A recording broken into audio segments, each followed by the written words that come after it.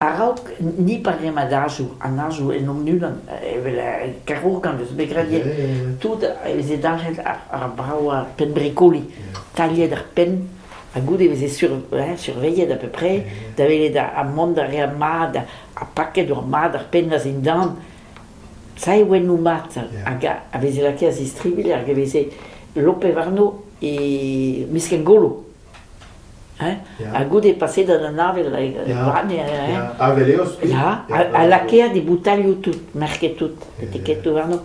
Hag an ad bricoli se, pat ez e oen nou mat, oen eder an Sibiria, me chouch pa oa goaz, tonez a Sibiria, oen nou mat, tud a yo hag a ya kenan a laketus. Hag ar pezh a drôl, a nad a ya deuet us ar goure, a dalre pa veze gouin amañ a reziste gwelloc'h evit ar emañ.